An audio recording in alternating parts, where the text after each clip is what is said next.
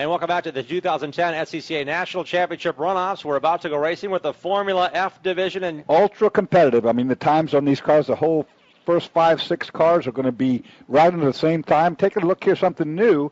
These were Formula Fords, we called them before, and that was because of the Ford engine block, the 1600cc Kent. Now, Honda's come on board with a 1500cc. Now it's got a restrictor on it, so right now it's a developmental class that had to happen because the parts are running out. You can't get these Ford engine pieces anymore. But what you're going to see is a big exercise in drafting.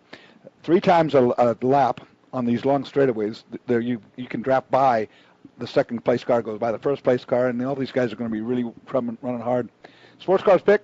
Well, Jeremy Treadway, they're saying, but Jeremy didn't qualify that well. He's down in 4th place, actually. Well, he is the national champion going for the Super Sweep, which really is what it is a great honor. Super Sweep means you won your division. You won one of 9 key races in a division. Each division has a key event that's designated as one of the qualifiers for the Super Sweep.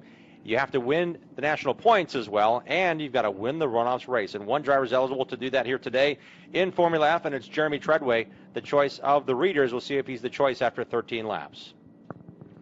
2 of the Honda engines in this class are brand new, like I said. One of them, my good old friend Dan Layton, is running one of the experimental Honda power plants. Honda PR man, so he's kind of putting his money where his mouth is, right? That's exactly right. You know, and they're not. I don't think you're going to see one of the Hondas win right away. Not certainly here today. It looks like the Fords have a little bit more top end. We've seen that in all the practice sessions and qualifying sessions. But it's good that this class will stay alive and that will prosper and go forward. We'll have 2 of the Honda-powered machines in the field, starting in the 16th position, the 24 of Mike Scanlon out of the Great Neck, New York. He is going to be racing with a Honda Power, as is Dan Layton, who drives number 17. He starts back in the 26th position in row 13. So as you mentioned, they're not right at the front of the grid now, but it's a great option for these racers as they go forward. Well, being that engine has a restrictor, air inlet restrictor, it's a fuel-injected engine, unlike the carbureted version of the Ford. They can increase that size and get the performance level on that Honda up when they deem it so that, you know, that it needs it. I mean, this is still brand new, and so we'll have to see how it plays out. Obviously, Road America, long straightaways, top end, no question about it. You're going to see it here.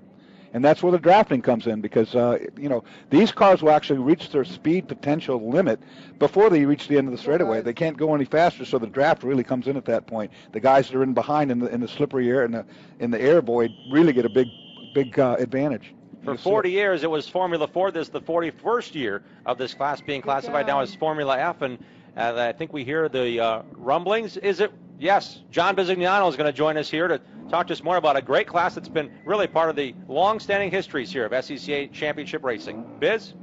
You know, we've been talking all day long about club racing, Sports Car Club of America, a lot of amateurs having good fun. But some people here are young lions wanting to become pros, and where are they going to start out? In Formula Ford. What this class allows you to learn how to do is drive a purebred racing tire, fully adjustable suspension, sway bar adjustments, steering adjustments, rack and pinion steering, a cockpit that looks very professional in many ways as far as dealing with the right dials and so forth, fully high-tuned racing motor, very responsive. Again, full adjustable suspension in the rear. All these people love this class because it is a professional class. The way the cars are turned out, the attention to detail is very, very professional. There are some people here to do one thing, to build on that professionalism and to become a professional driver. If you win the Sports Car Club of America Runoffs Championship, the national championship in Formula Ford, you can go to any professional team and say, hey, I won the gold in Formula Ford and I'd like you to see me driving your race car. It's a true credential to take forward into the pros. Question about that is many Formula Ford champions went on to Indy cars, went on to, you know, great fame in Europe and so forth. It's a good starting place. I mean, it really is. It's an affordable open wheel chassis, very competitive, you know, and it's going to be, it's what we call a driver's class. You got to get the most out of the car. The cars are pretty equal. And I'd say the 1982 National Championship Runoffs driver has done pretty well for himself. Michael Andretti now owns 4 Indy cars, but certainly a great successful run, 1991 Champ Car champion. And Michael Andretti was in this class, in this race in 1982 and emerged with the victory. Did he have the best stuff? We don't know. Marco Andretti never had the top stuff at these levels going through until he got to, say, a Star Mazda level, and he really kind of showed what he has now as a veteran IndyCar driver. Well, no, the stepping stone used to be right here. Formula Ford would lead you to Formula B or Formula Atlantic as it became. Formula Atlantic then went on to IndyCar, et cetera. But certainly, like Biz was talking about, you get the credential of winning the runoffs in Formula Ford, well, you've got a credential, no doubt about it. And they're still talking about last year. Last year's race came down to the final corner, final lap. We found that Timothy Kotz, who's in this number 88 machine, starts third in the race itself, was in a battle for the win. As we see one car unable to get off grid there. Is that 46? Can't tell. 15. Sorry, 15.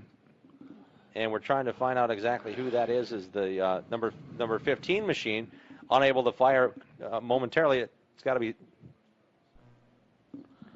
That could also be the second row cars getting ready to go out. We'll take a look in a minute. Gotcha. They might just be 10. Okay, they're being held there momentarily. The 10 machine is Megan Sauce out of Arlington, Texas. She's scheduled to start in the 25th position, so she's back in the order. 35 cars will make up the field here, so we've got quite a healthy number of racers here ready to go at it in Formula F here at Road America. And determining the national champion, it comes down to these 13 laps. We see stickers on some of these machines. I don't see a whole lot of stickers on a lot of other cars. The weather has been playing a factor throughout the day with this formula. And then your experience, Dorsey, is it a big deal to have stickers on the car, or maybe they've had half a lap if they had a chance to run them off a little bit? Yeah, most of these guys are out on scrubs that have just gone out, maybe done 1 or 2 or 3 laps on it. Around this racetrack, 4 miles, probably 2 laps, to be honest, is enough to get the shiny stuff off, if you will, and get the heat cure into the tires. Well, here's how they'll line up in Formula F on the grid. We'll get back to that great finish of last year. We'll see if that can be duplicated because, man, it was a doozy. Reed Hazelton out of Burlington, Wisconsin, just south of Milwaukee, north of Chicago. He's on the pole in the 0-1 machine. Scott Rubenzer, last year's winner, lines up in row number 1 on the outside of the number 31 Storage Battery Systems. Citation, starting in row number 2, Timothy Kotz, we mentioned, in the lead run until the final corner. When the leaders touched, they spun. Kotz ended up in the 14th spot. He lines up third in the 88. To his outside, the national points champion and the super sweep contender, Jeremy Treadway out of Putnam Station, New York, will line up fourth in the number 12. In fifth, the number 83 of William Vallett in his second runoffs run. He was very impressive here last year in the 83. To his outside in row number 3, the 3 of Lewis Cooper from Grosse Pointe, Michigan, and the Martini Vosswater Van Diemen. Starting up in the fourth row, Arthur Foster in the 22 and Clifford Johnson in the number 4 machine. Michael Sauce starts 9th, the number 2. David Livingston Jr. out of Nashville will start in the 10th position in car number 85. We mentioned there's 35 cars on this racetrack. I imagine it's going to be a dogfight from start to finish. Oh, it will, no doubt about that. You're going to see these long lines of drafting cars. It picks you up. You could actually draft by 2 times on the long straightaway here. You could actually be in second place, take the lead, and then get passed back by the guy you just passed before you get to the first corner. And with the width of these bodies, just from the naked eye and a guy like me that I don't go to every race, I've never raced one of these cars, there's not a whole lot of body work to tuck behind either. They make these absolutely as small as possible to get them out of the air. They're very clean. Like I say, you look at them and all of the suspension, everything's very, very tidy, very clean, very professional. Van Diemen, Citation, Piper, Swift, some of the chassis manufacturers, again, over 40 years of development have gone into these cars. And you mentioned the Ford Kent engine has been predominant, but now the Honda Fit motor is eligible in this class, thus the name Formula F. And that Honda Fit motor will save this class. I mean, the Kent engines are old. Those were back in the late, 60s. Those blocks are not around that much anymore. They used to come in the old Pinto originally, the little push rod 4-cylinder. And we're getting ready to go here. Again, this is the formation lap for a 35-car grid. The Formula Lap, the 2010 SCCA National Championship Runoffs presented by Subway. About to go green here for the Formula Lap division. And we mentioned about Jeremy Treadway.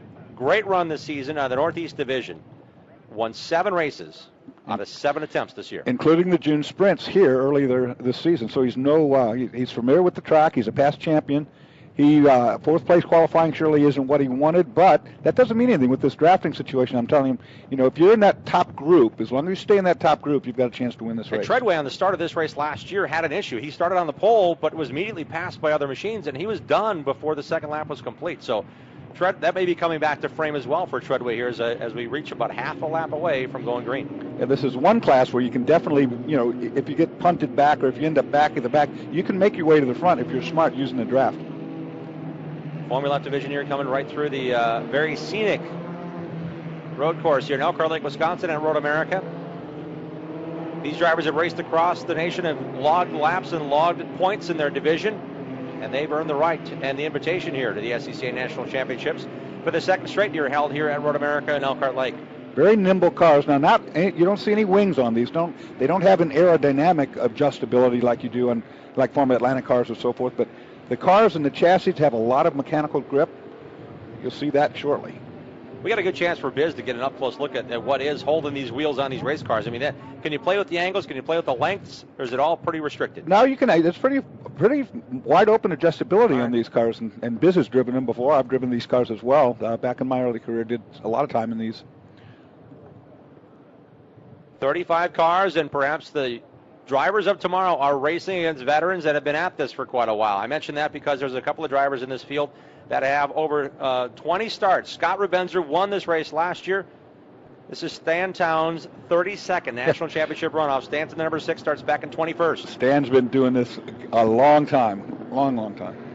We'll see how the veterans mix in with these young, aspiring racers in the Formula F 13-lap finale of the season. The National Championship points are out the window. They're already decided. This is all about pride and winning one of those 3 medals, including the gold one that Rubenzer won last year. Didn't know he was in position until the final corner. Went from bronze to gold in that quick amount of time. So we'll see how things shake out here. Treadway in the second row trying to make that quick move already. They're not wasting any time here. Pole sitter Reed Hazelton in the 0-1 under heavy assault here into turn 1. A lot of shuffling around back there in the second row. 3 wide in the first turn. Rubenzer now in the middle. Last year's champion, the red helmet, blue machine, runs second. Guess who's out front? Jeremy Treadway. Takes the lead from 4th. Heavy underbraking here. A little lock up there. Everybody does all right. This is where you're going to see your first time on the draft. And it's huge. It's really big in these cars. Russell Rudicelli started in that 20 machine back in 13th. He's trying to hang on to a top 10, maybe a top 20 at this point. They're really shuffling. This will be fun down in turn 5. Absolutely. Here we go. And they're not gapped at all here. They're all together.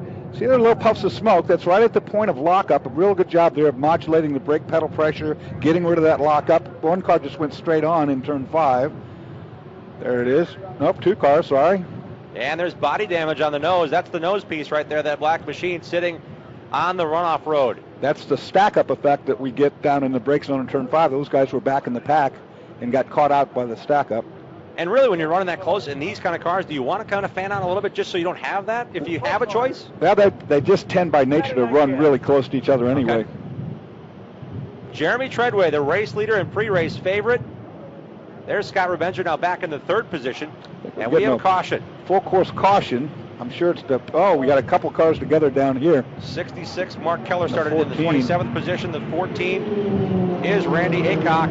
The blue and white number 14 started back in 28. So those guys are unfortunately in the fence, and their race may be over.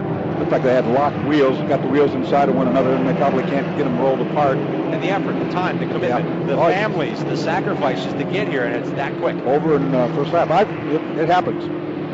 I broke on the pace lap right there one time. Right there. Right on the pole. Thing just shut off.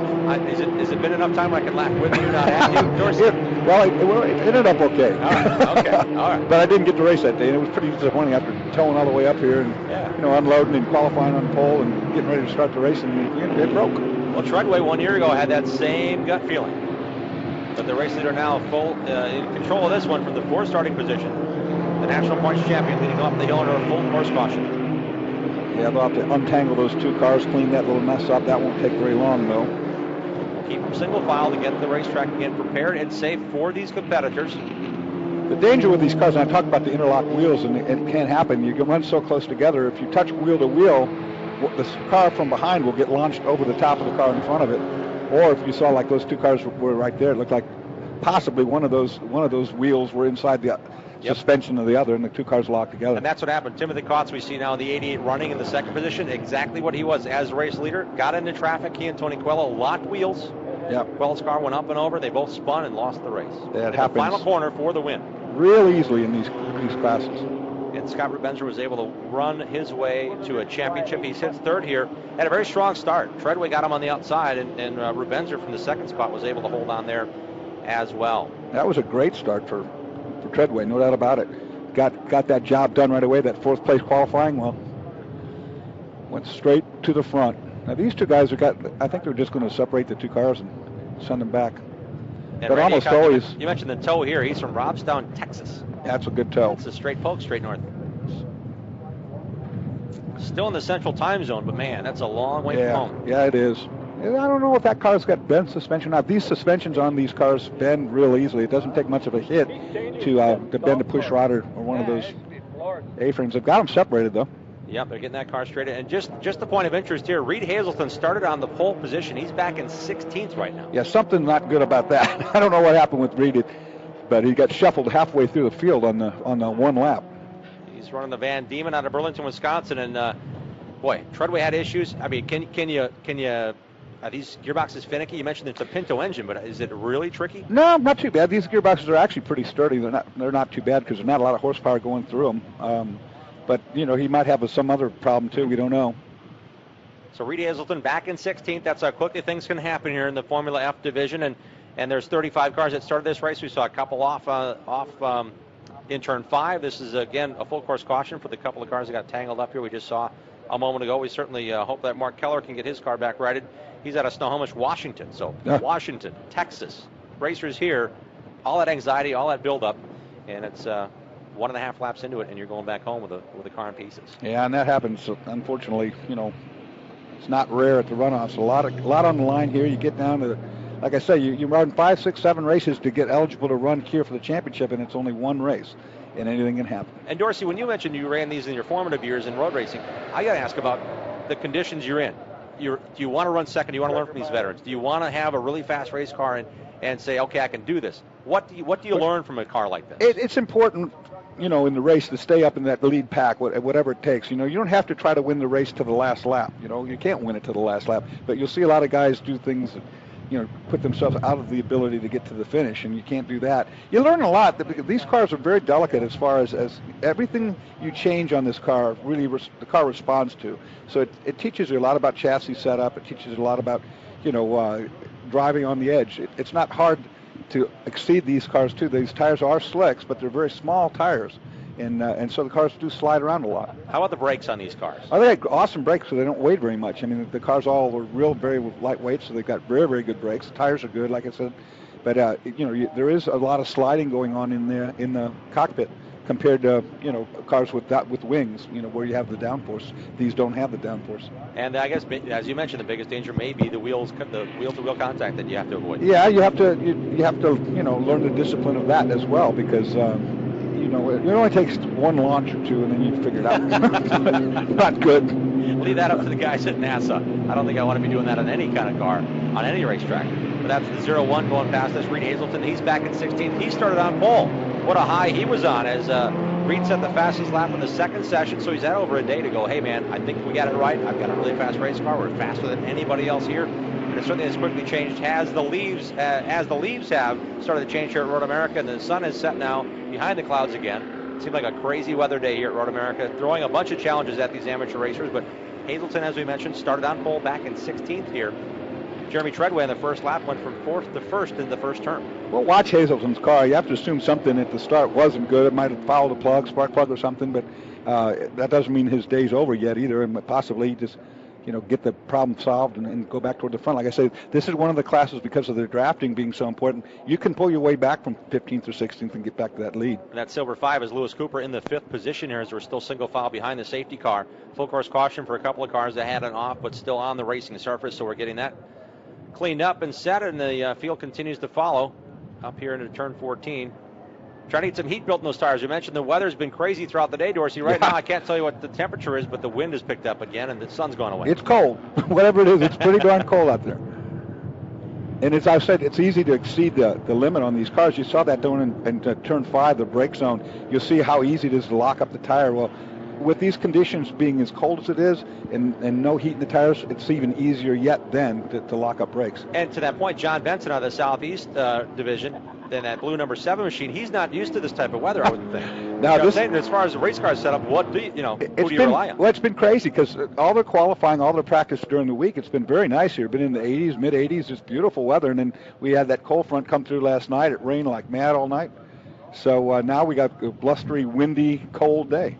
Looks like it'll be another lap under caution here in the Formula F, the final race on Friday here at the 2010 SCCA National Championship Runoffs. This gives us a chance to take a little break, as these cars again will be behind the safety car for at least one more circuit on this 4-mile road course.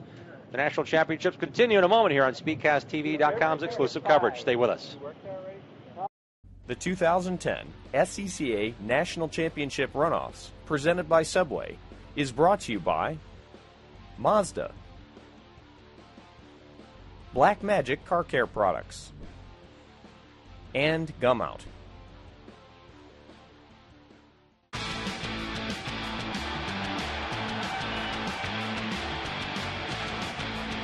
Forget the rock. Let's roll. Follow your inner driver to the all-new 2011 Mazda 2. It's Zoom Zoom. Concentrated.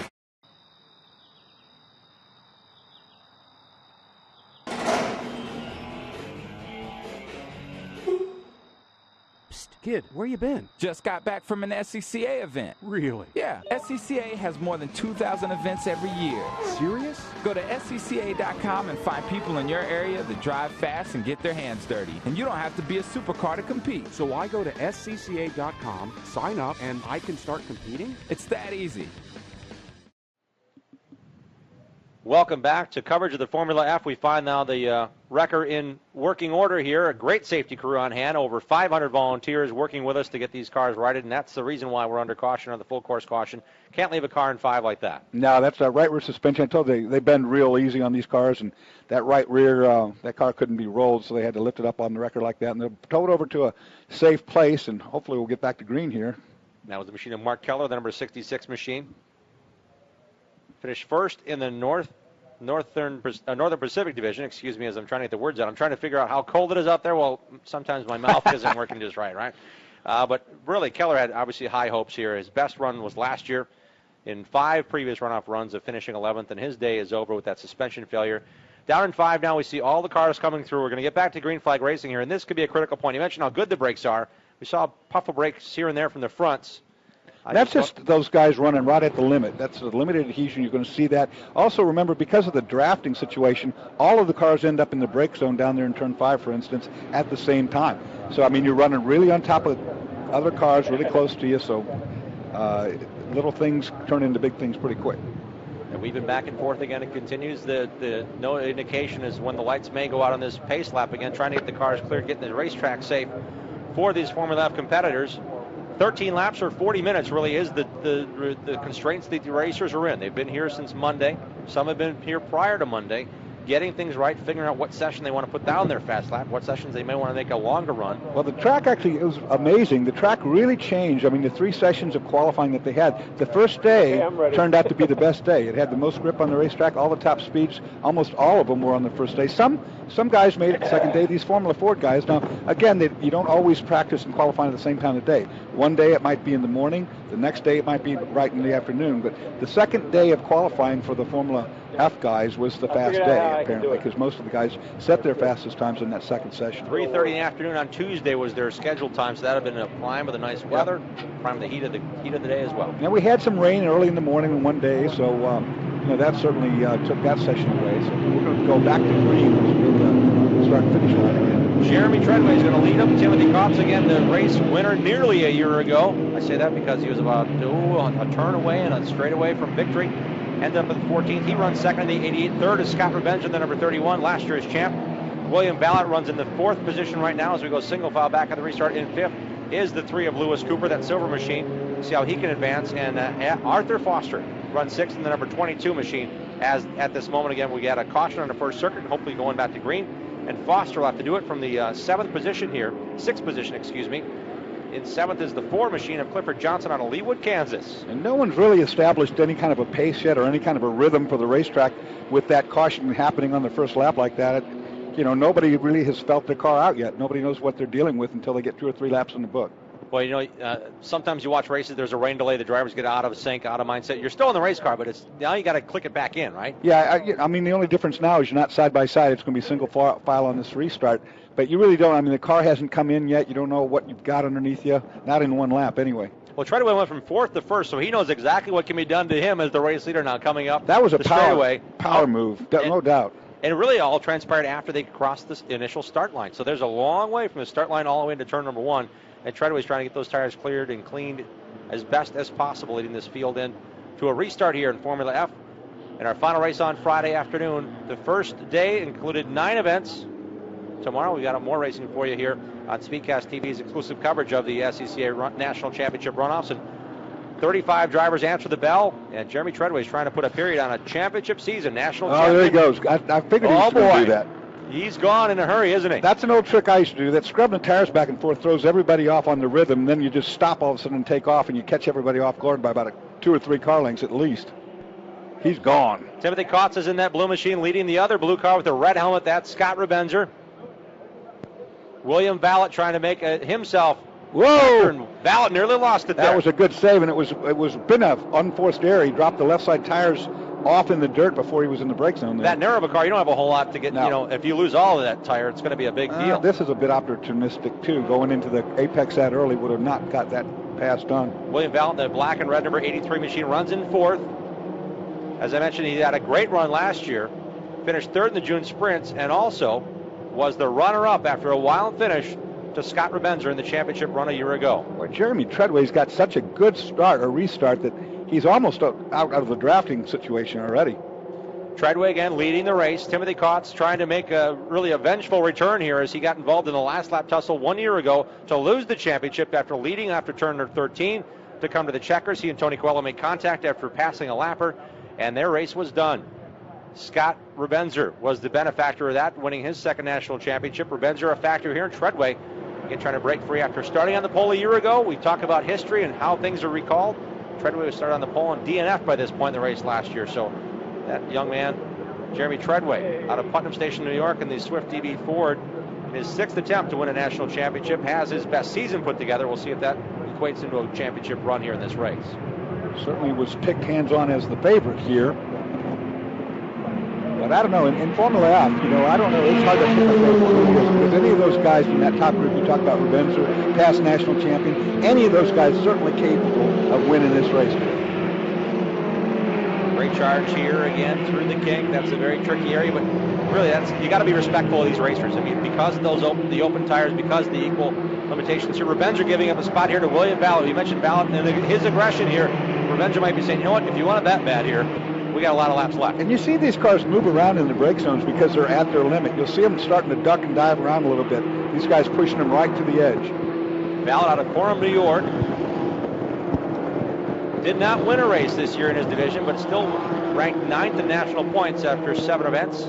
4 division podiums out of 7 events, though, so he certainly was at the front for most of them to get that many points accumulated throughout the year. Good slipstream right here. You see the advantage second car is getting right now. That is the leaders. Yep, and he could pop out down here in the brake zone. He's got the speed to do it, but I think he's going to try to stay tidy and pull away from that pack behind him. That would be a smart thing to do. Treadway in the white number 12 leading Timothy Kotz in that blue number 88. Kotz to the inside looking down in turn 3, but thinks better of it. And Kotz can measure here. Yeah, no doubt. And what he did was smart. He knew that he couldn't make that pass. He took a look at it, couldn't do it. So he tucks back in, gets back in the slipstream, and thus these cars really respond to that. I can't tell you how much of a advantage you get doing a slipstream draft like that. See a number of competitors well within striking range here. If those leaders happen to be side by side for a bit of time, man, they don't have much room here. Now, and that's what these front two are doing. They're not doing side-by-side racing yet because they can pull away this way. If they start running side-by-side, well, the group behind them is going to catch them right back up, and then it gets all complex again. It's Treadway, Kotz, Ballot in the 83, Scott Rebenzer, Arthur Foster now up to the 5th position in the 22. Then comes the 4 of Clifford Johnson in the rundown. Now, that being said, that second group of cars, those 2 cars there, if they work together, they can run the front 2 down. They're not that far back. William Ballot and that blue machine following in 4th is Scott Rebenzer. Then comes that gap back to 5th. And all these guys past champions and winners, and so they know how to do the job. And Arthur Foster 2nd in the Northeast Division.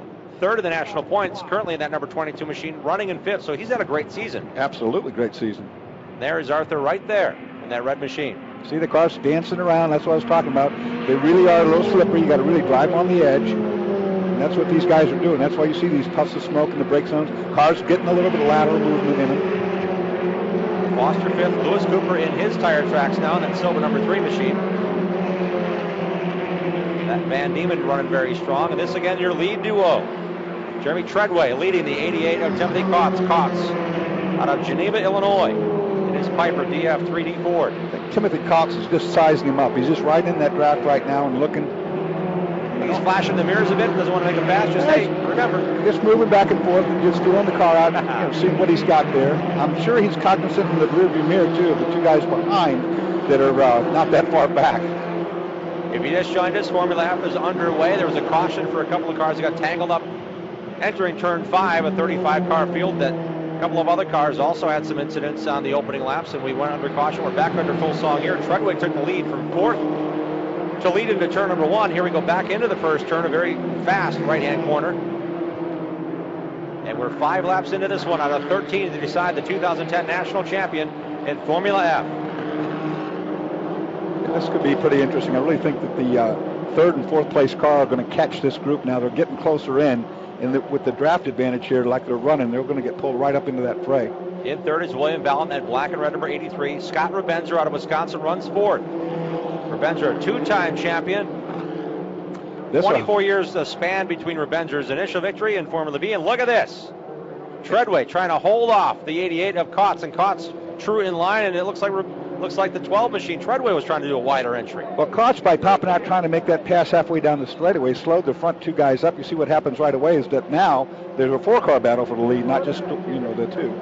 And Rebenzer, a few laps ago, may have let Ballot by. We don't know for certain, but he now is still in the hunt. If he was racing them side by side, that would have been a 5-lap gap, or four car lengths lost, or 5. These guys are playing it smart. They're racing each other, but they're racing clean right now. They're trying to stay in line, keep the cars going as fast as possible. That way they break away from that other ugly pack of snarling cars back there behind them. William Ballot runs in 3rd here again. The leader's in sight. Just that little bit of a dance in turn 5 as we're now on the backside of the course. At Road America and Formula F, this is the national championship to decide it. Rebenzer was running 3rd in the final lap and won the race after the leaders tangled. He's now in the 4th position in the 4-car breakaway at the front. This is the gap back to 5th. Now side by side in the brake zone going into Canada corner. Treadway holds him off again, but it's getting more desperate now, which it would have to be because the 4 cars are there now. Yep, they are together now. No pairing up anymore, and it's a gap back to the driver running the 5th position. Mark Block in the 8th machine now runs in the 5th spot. Passed up Arthur Foster on this here circuit, but look at the difference. No room for error. Here's the top 4 again. Climb the hill up the front stretch and head back to complete lap number 6. And the cars in behind are going to have 2 or 3 mile per hour more speed at the end of the straightaway due to that draft. You see them starting to pair off. Here we go. This is for the lead into turn number 1. Things better up. It tucks back in now 2 rows of 2. Treadway leading Rebenzer on the inside. To the outside is the 88 of Timothy Kotz. Kotz will take it. Treadway will give up the spot momentarily. And William Ballot, like he has all race long, if there's an option, he's going to take full on. I'm going to take that pass. He passed up Rebenzer. Now goes side by side with the race leader Treadway and takes over 2nd. Treadway in that white 12 now back to 3rd. That's what's fun about these cars at Road America. You've got 3 long straightaways to do this with, all for the whole rest of the race. As long as, they've got enough of a gap now down to the 5th place car that these guys can have their own battle. And this kind of maneuvering happens in bicycle racing, happens in long track speed skating. I mean, the idea of creating that train and creating that flow. And that's what I was saying at the beginning of the show is that, what you need to do is stay in that top group. Doesn't make a difference if you're 1st or 4th. You got to stay in that top group because it's all going to come out later on. Ooh, in the barriers. That's Stan Townsend we talked about before. He's out of the car already. You see severe damage to the left front. We're probably going to get a full course off that. That's not going anywhere. We mentioned how many years he's been here. This is his 32nd Runoffs, but last year, a very sporty run to 6th. I mean, it's not like he's out of contention by any means, but unfortunately for him, an issue puts him in the bails. That might have been down in the kink, too. I think it might have been, but that's straight on. You saw the suspension damage, so. We saw him out of the car. The car was sitting there. Stan was not in it, so that's, get out and get safe. Yep. If the car is still in the area of the racing surface. See the yellow there. Haven't gone full course yet. That's just a local yellow that they're covering down. That was in the carousel, the yellow was. And William Ballot. There it is, so it is in the kink. Yep, right there. Entry to the kink. So the 6th machine of Stan Towns out of it, and the race continues to be heating up for 2nd now as the race leader, Timothy Kotz, has a bit of a lead. William Ballot runs 2nd. Jeremy Treadway led from the opening circuit until getting past half a lap ago. In 4th is Scott Rebenzer in that blue 31. Very strange place for that car to have crashed out. That's the entrance to the kink. He really wasn't even into the corner yet, so something might have broke on the chassis there. Look at the distance now. In one circuit, Timothy Kotz was running in slipstream with Treadway, made the outside move on the front stretch a lap ago, and really has opened up a nice little gap here. Big gap, but the two cars in second place and third place right now running together in tandem should be able to run him down. Look at that. That's close. And Rebenger's lost this duo a bit. Well, here it comes again. They're going to fan out. That's going to make a wider hole, and here comes Rebenger back in the picture. Exactly. These guys can do this cat and mouse game. Every time you go side by side, like a little slip right there. Good save. Like I said, they're really pushing these cars. And how equal the cars are, the talent rises. William Valent, just his second runoffs here this year. Last year was his first, and he ends up on the podium. Trying to do that same thing here as Treadway got past him for second. Now Treadway takes over second on that white 12. Rebenger makes a move on Valent as well. Yeah, he went to the inside awful early. I think I would have stayed up in the draft a little bit longer and carried that down the straightaway further. By being side by side that long, it slows you up. You're not getting any advantage. So now the order is Kotz, Treadway, Rebenger, then Valent, the top four heading up to turn 6. Rebenger, big slide right there coming off turn 5 to show you he's trying hard. That is Scott Rebenger. I started to say 24 years was the span between his Formula V victory and the win last year. Very popular one for the Brookfield, Wisconsin racers. Oh, there he is. I thought we'd lost one of our cars, but they're still there. It's that lead that Timothy Kotz is building up here. We lost the front one that's taken off and running away is what happened. It's settled down now for the moment here. The top 4 cars continue around the road course here at Road America, determining the 2010 SCCA National Championship run in Formula F. We're going to step away and come back for the finish of this one. Don't you go anywhere. The 2010 SCCA National Championship Runoffs, presented by Subway, is brought to you by Mazda, Black Magic Car Care Products, and Gumout.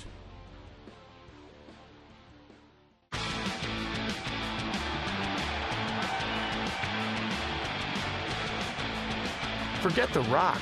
Let's roll. Follow your inner driver to the all-new 2011 Mazda 2. It's Zoom Zoom, concentrated.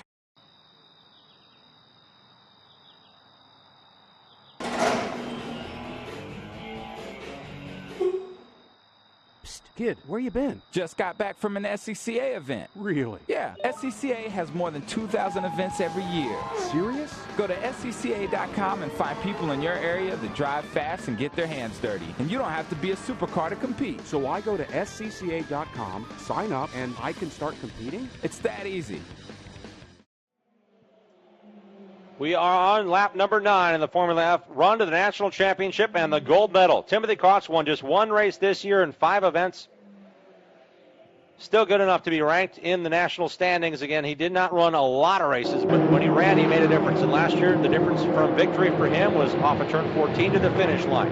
Getting together as the race leader, late in the going, and cost him the run. Had to settle for 14th and watch the checkered flag from the bottom of 14. This is the battle you're looking at right now for 5th through everybody, like I used to say.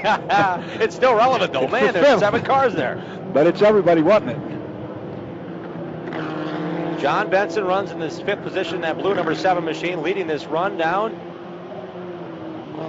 Boy, they are really hard out of here. Such a great such a great opportunity to pass down there in that turn 5 after you get that long straightaway and the way these cars wrapped on one another.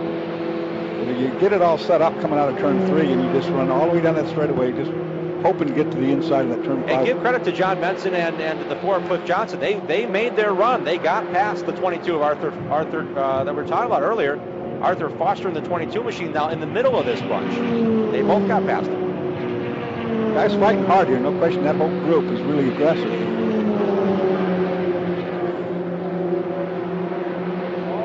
This again is the battle for the 5th position. We showed you the top 4. They continue to run in single file order. Kotz, Treadway, Rebenzer, and Valent. Here's a good run headed down to the kink if they can get separated in there.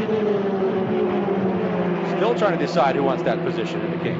Somewhat surprised they're just leaving that car there. That's just such a high-speed area of this racetrack, and it's known for trouble, if you want to call it that. And this time Benson gives up the spot here momentarily. That was a good run down the back straightaway with the outbraking down into Canada Corner. 4 machine of Clifford Johnson in this mix.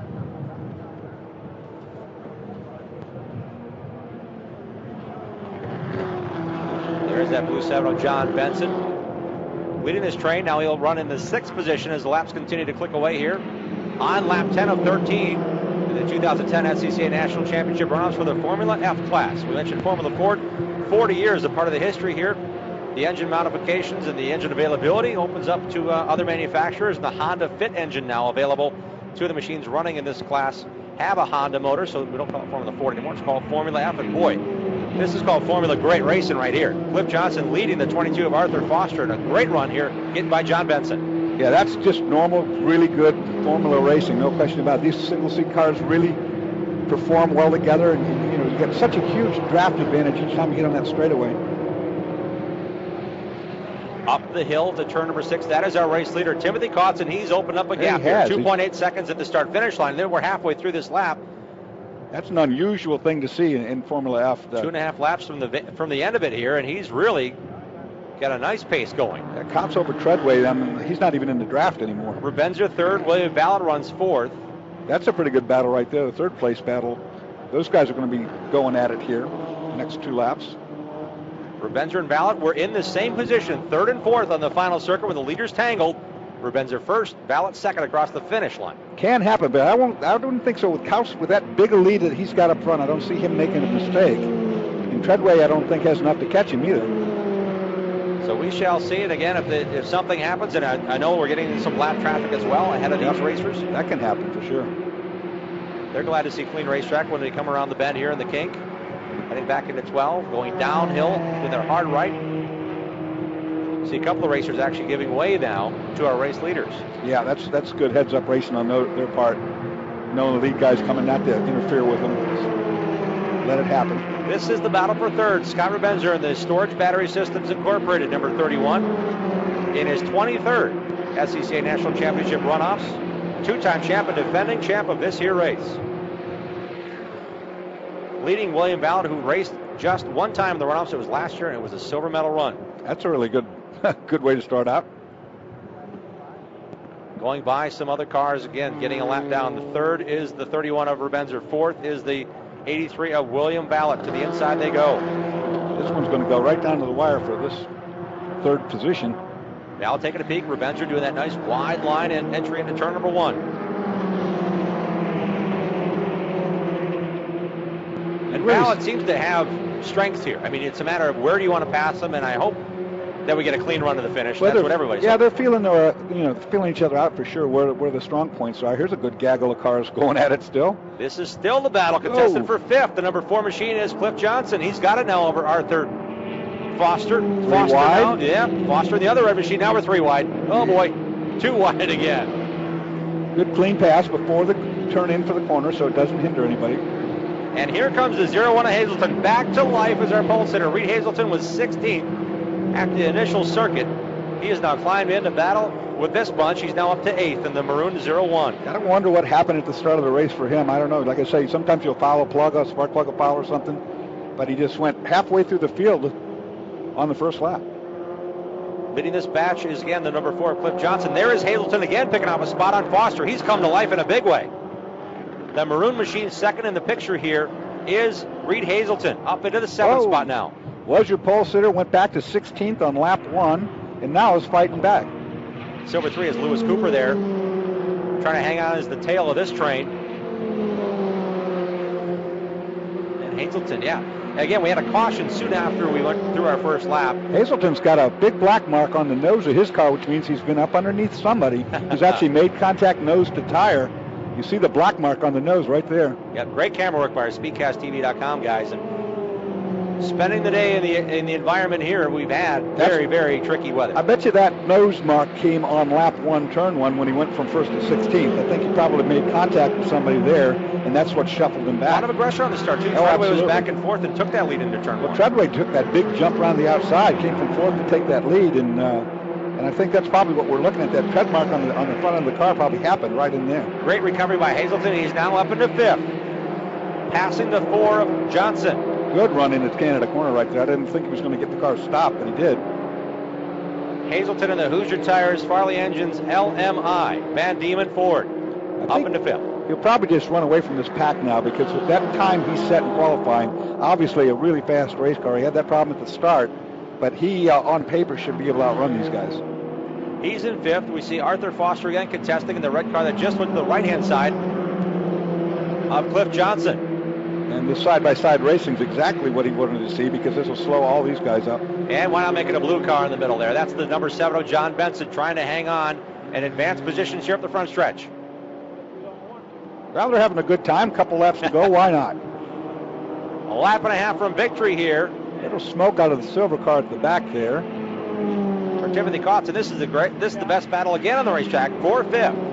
Hazelton, Johnson, Benson, Foster, and Cooper in the mix. This car might be about ready to lose an engine or it's got an oil leak, one or the other. The silver car at the back definitely starting to show telltale signs of trouble. Speed number 3 of Lewis Cooper out of Grosse Pointe, Michigan, and his Van Diemen. Oh, I wonder if there's a little oil. It's William Ballard running in 4th position, trying to get the position on Scott Rebenzer. Both those cars slid in that corner at the same point, like they hit a little oil. That's the one thing, when you're driving these cars on the limit like they are, it doesn't take anything whatsoever to send one loose. And Val lost a ton of time there. Even if they both went off, he spent a lot more time in the dust than on the pavement. Rebenzer able to gather it back in on that corner and get a gap here.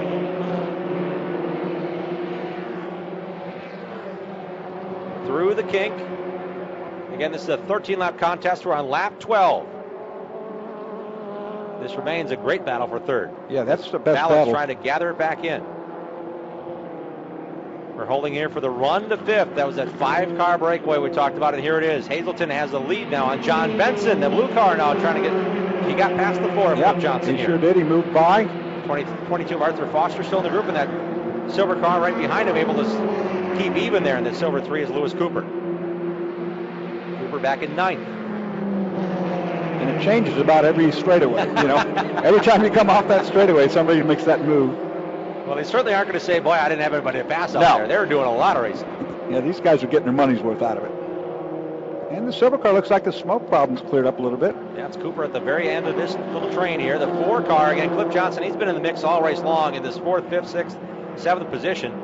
And Hazelton made his way through all these cars to take over 5th. He leads this tow up the front stretch here in that maroon number 01 out of Burlington, Wisconsin. We're going to have one more time to get it done.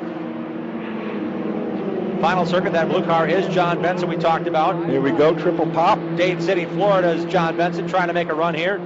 Tries on the Hazelton. outside. Boy, we thought Hazelton was checking out these guys, reeled him right back in. That aerodynamics plays everything. He had a bit of a gap. And both of them got him. Yeah, they both went went by. Big time. That's that draft. No problem here. One of the cars, 17 with a spin, no contact with anything, it doesn't look like. Dan Layton, one of the Honda Fit-powered machines.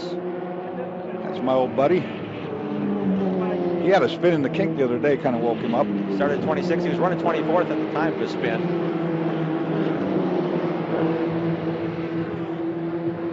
Getting spread out a bit on this 4-mile road course. Again, the home of the National Championship Runoffs for the 2nd straight year. This is your race leader, the 88. I won't say on cruise control because a lot happened in the final lap for this youngster. That's a dominant performance, though, in Formula F. I mean, you just don't normally, these things come right down the wire like they did last year, and you end up with a record, something that determines that you don't see runaway winners in this class very often. Geneva, Illinois, Timothy Kotz on his final circuit is Piper DF3D Ford.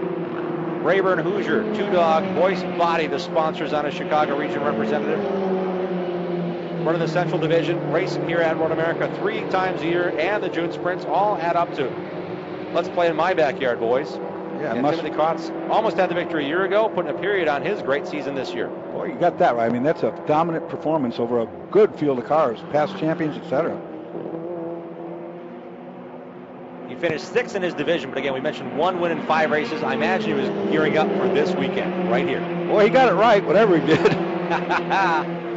To the checkers, we find Timothy Kotz able to redeem himself from a year ago, fist pump in the air, and Timothy Kotz is the 2010 national champion in Formula F and SCCA. Big old gap to Jeremy Treadway, who came in 2nd ultimately, almost 7 seconds at the line. Treadway, that close to winning the Super Sweep, will finish 2nd. He'll get the silver medal. Bronze medal to Scott Rebenzer, last year's champ. This is the tussle to the finish, 5th through 9th. Hazleton has broken away a bit. So has the blue number 7 of John Benson. This is the battle for 8th now. And that was a good battle all race long. Here we go. Pop out. Can he get him at the line? It's going to be close. Oh, here he comes. He got him. He got him. There's your draft. Beats. Wow, man. Johnson just got him. Johnson on the outside, got by Arthur Foster for 6th position. And Arthur Foster didn't do anything bad. He didn't block. He didn't, let it not happen. So good for him. Great run, great act of sportsmanship there. As you mentioned, the final lap, a lot of things can be taken for granted. A lot of things can be, hey, this is my race to run 6th. No, I'm going to race you hard to the finish line side by side. Let's see who has the better run. Indeed, in Formula F, it was the chance and the opportunity for the number 80 of Timothy Kautz. Qualified in the 3rd position. He got the lead well before halfway. Once things got settled down in this race, he just took off. Yeah, that's just a 7-second lead in Formula F. That's one of the biggest leads that I've seen in years. That there wasn't a wreck or something that broke the field up, and that wasn't the case here. He just flat out drove everybody. And he's still driving pretty quick, Peter. The 51 of Paul Reinick is trying to file in his 13th and final race lap. And Timothy Kautz is going to let him do that, but he's still pretty quick around this racetrack. What was supposed to be a warm-down lap, so he's pretty bumped up. He's got his rhythm going. He don't want to break down. Just keep on going. When you get a car that good, that's what it's like, too. I'm not stopping. It'll be 3 months before he gets to have this much fun again, too. You just keep going until it runs out of gas. Yeah, right. We've seen that here this weekend already at Road America. Oh, yeah.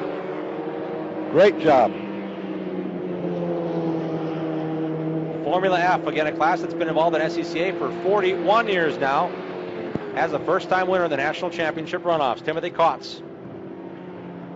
It's going to be hard for a long time. People are going to be calling Formula Ford when it switches over to the Honda Fit motor. It's still going to, I can just see it being Formula Ford nonetheless. Hey, I'm glad we don't have a change jar here, and every time we sit down, we have to put a nickel in it, because I'd be down about $1.50. Formula F now. And the Honda engine will get developed, believe me. It'll be competitive shortly here. And there's room to grow within that space. Oh, yeah, they can just definitely work with that right now. They don't have to worry about engine modifications. And there's plenty of parts availability, so that's good, because these old Kent Ford motors are getting real hard to come by. And after 40 years, they've done just about everything they can do to those motors as well. There's nothing more you can't develop anymore without spending a lot of money. And of course, Ford's not even making that block anymore, so they're quickly running out. He's popping off the belts, and he's ready to be interviewed in the Mobil 1 Winners interview. To do that is our friend John Bisognano. John? Ready. Tim, taking off the gloves, taking off the seat belt. You've got to be very happy to be safely home here in pit lane. Take your time, buddy. All right. We were waiting for that. Fantastic. Great drive, Tim. Great drive. Thank you. You deserve this. Here we go, Timmy. You got my hat? I got your hat. Timothy. Can I get out? Yes, you may. You can do anything you want. You just won the gold medal, Tim.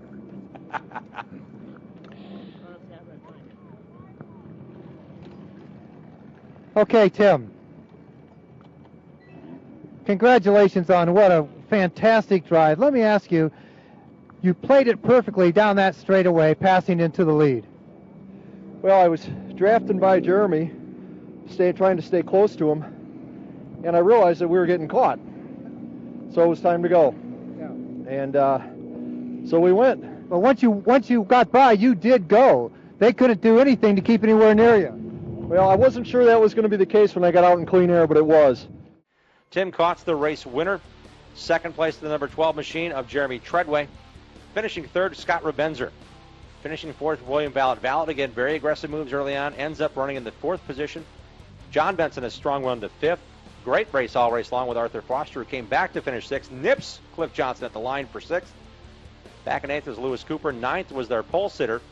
Again, Hazleton, Reed Hazleton moved up to 5th and ends up back in the 9th position. And finishing 10th, the 55 machine of Ethan Shippert in his 4th SCCA National Championship runoff of the Shippert Racing. Van Diemen finishes again in the 10th position. And these machines, again, heading back to the pit area, and a lot of the drivers heading back home to all parts of the country here. That was a great win by Timothy Kautz.